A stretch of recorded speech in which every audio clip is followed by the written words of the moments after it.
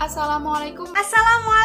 Waalaikumsalam warahmatullahi wabarakatuh. Saya Gaisah Hana Nafisah, NIM 11920606041. Saya Intan Lestari dengan NIM 11920606048.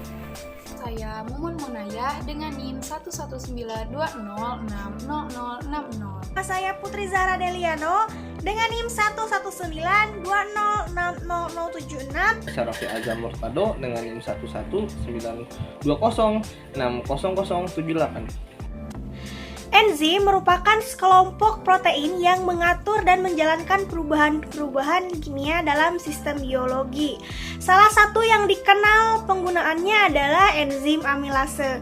Enzim amilase ini digunakan untuk menghidrolisis pati menjadi molekul karbohidrat yang lebih sederhana, yaitu dekstrin, maltosa, dan glukosa. Produksi enzim amilase yang tinggi tidak terlepas dari adanya faktor-faktor yang mendukung atau mempengaruhi keberhasilan produksi dari suatu enzim. Nah, faktor yang sangat terpenting adalah suhu, lalu ada pH, dan substrat yang mengandung kadar pati yang tinggi. Suhu ini sangat mempengaruhi aktivitas enzim karena enzim adalah rangkaian asam amino yang sistem kerjanya sangat berkaitan erat dengan suhu lingkungan. Aktivitas enzim juga dipengaruhi oleh pH. pH ini akan berkaitan dengan keberadaan ion hidrogen. Praktikum ini dilaksanakan pada hari Selasa, tanggal 26 Oktober 2021 dengan tujuan praktikum yaitu agar mengetahui kerja enzim amilase dalam hidrolisis pati dan faktor-faktor yang mempengaruhi aktivitas atau kerja dari enzim amilase. Alat dan bahan yang digunakan pada praktikum kali ini yaitu alatnya gelas, mangkok, panci, sendok, dan bahannya nasi, air saliva, es batu atau air dingin, air panas, dan betadin. Pertama-tama siapkan nasi lalu tumbuk sampai halus. Setelah halus, mari kita masukkan ke dalam gelas yang telah disiapkan.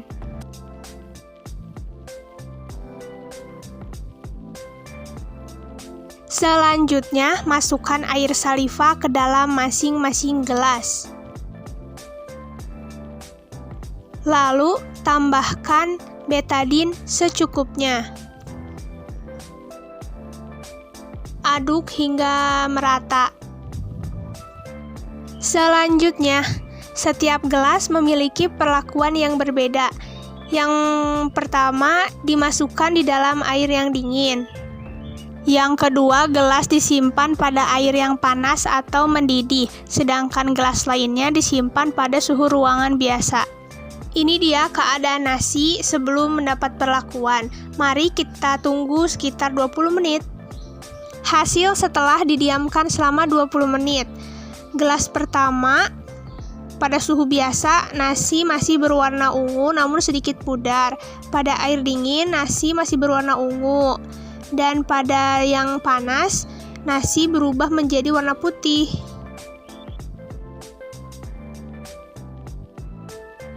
Siapkan alat dan bahan meliputi 3 buah gelas, sendok, tusuk gigi, lalu untuk bahannya ada nasi yang sudah dihaluskan, lalu air liur atau saliva, selanjutnya betadin. Haluskan nasi terlebih dahulu. Kemudian bagi nasi yang telah dihaluskan tersebut ke dalam 3 gelas yang telah disiapkan. Selanjutnya tuangkan saliva pada setiap gelas.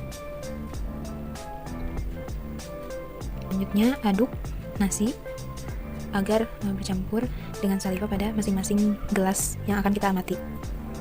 Simpan salah satu gelas di suhu ruangan dan gelas yang kedua pada mangkuk yang berisi air dingin atau air es. Kemudian coba aduk. Setelah nasi dan saliva tersebut ditetesi iodin. Pada gelas yang ketiga kita simpan di atas air yang mendidih. Lalu jangan lupa tetesi iodin di atas nasi yang telah dihaluskan tadi. Pada suhu ruangan, simpan nasi yang ada dalam gelas yang telah ditentukan, lalu tetesi dengan iodin. Kita akan melihat hasilnya setelah 20 menit. Berikut hasil pengamatannya yang ada di atas air mendidih, lalu dalam suhu dingin dan suhu ruangan. Siapkan alat dan bahan. Haluskan nasi yang sudah disiapkan. Inilah hasil nasi yang sudah dihaluskan tadi.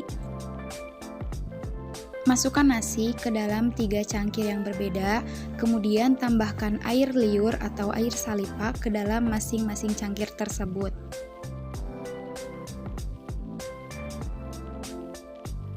Berikut adalah penambahan air saliva atau air liur ke dalam masing-masing cangkir yang telah diisi oleh nasi.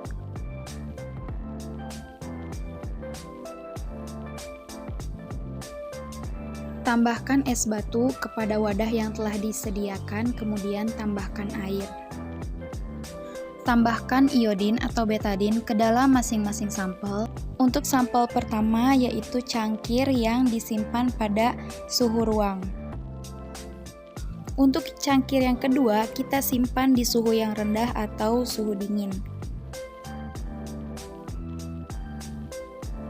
Untuk cangkir yang ketiga, kita simpan di suhu yang tinggi atau panas, yaitu dalam air yang mendidih.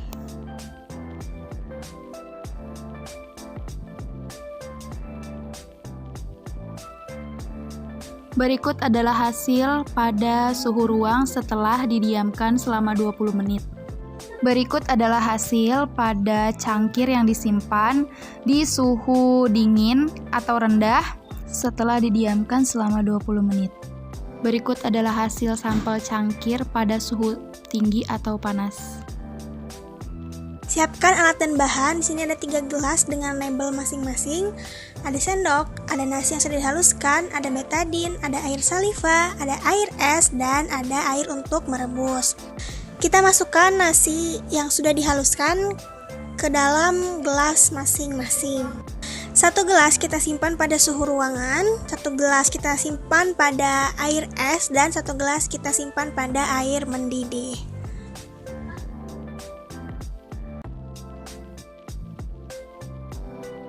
Lalu kita masukkan air saliva ke dalam gelas.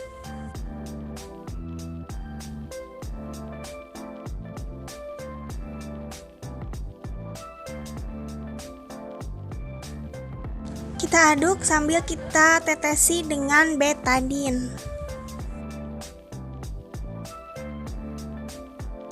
Tunggu hingga 20 menit dan lihat apa perubahan yang terjadi pada nasi tersebut.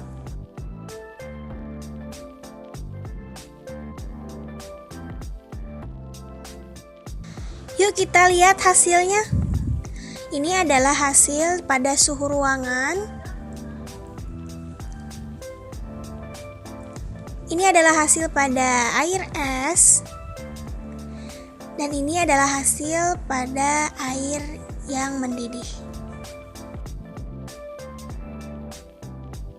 Langkah pertama, kita siapkan alat dan bahan.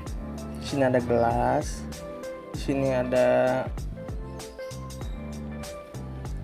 betadin, nasi yang telah dihaluskan, sendok, dan air es.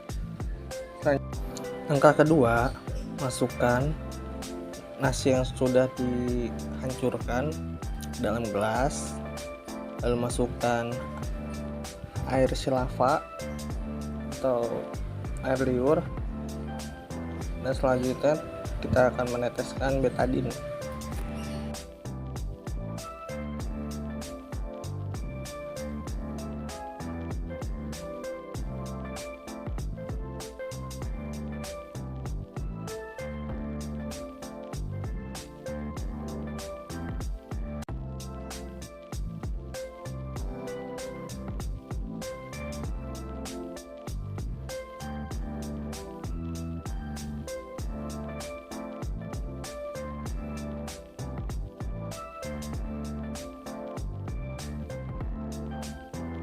Untuk langkah selanjutnya, 1 gelas kita masukkan ke dalam cairan es.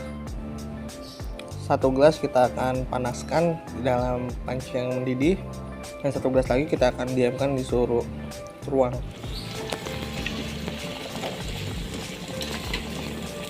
Nah, inilah hasil dari ketiga kegiatan tadi. Hasil pengamatan. Pada percobaan ini menggunakan amilum yang berasal dari nasi yang dihaluskan dan dibagi ke dalam 3 gelas berbeda. Setelah itu masing-masing gelas diberi tetesan saliva. Selanjutnya masing-masing gelas ditetesi iodium. Gelas 1 disimpan di mangkuk berisi es, lalu gelas 2 disimpan di suhu ruangan dan gelas 3 disimpan di suhu panas atau air mendidih. Perbedaan perlakuan ini bertujuan untuk melihat suhu yang paling optimal bekerja untuk enzim amilase. Berdasarkan percobaan yang telah dilakukan, terbukti bahwa gelas berlabel 3 yang dimasukkan ke dalam air mendidih terbukti lebih cepat terhidrolisis di menit ke-20. Pada gelas 2, hidrolisis berjalan lambat, dan pada gelas 1 seharusnya belum terjadi hidrolisis. Namun, pada percobaan ini terdapat gelas pengamatan yang sudah terhidrolisis. Pengujian pati dengan melakukan penambahan iodium atau regen kalium iodida pada larutan pati. Jika amilosa pati terdapat dalam larutan, maka akan menghasilkan warna biru hitam. Jika amilosa pati tidak hadir, maka warna akan tetap oranye atau kuning. Enzim alfa amilase akan bekerja dengan cara bereaksi dengan molekul substrat atau pati, sehingga akan menghasilkan senyawa glukosa. Enzim amilase menghidrolisis ikatan glikosidik beta 1,4 sehingga amilosa terurai menjadi glukosa. Berdasarkan pengamatan, glukosa yang terbentuk yang dihasilkan dari hidrolisis pati oleh enzim alfa amilase, data terlihat bahwa semakin lama waktu pemanasan kinerja enzim amilase, maka semakin menurun nilai absorbansinya, yang berarti kadar glukosanya semakin menurun. Berdasarkan teori, seharusnya semakin lama enzim bekerja pada suhu tinggi yang optimal, setelah itu enzim menjadi tidak aktif. Namun karena enzim merupakan protein, maka kemungkinan kenaikan suhu dapat menyebabkan terjadinya proses denaturasi, sehingga kecepatan reaksinya pun akan menurun. Apabila terdapat amilosa pati dalam larutan sampel, maka akan berpengaruh dalam pembentukan warna biru tua.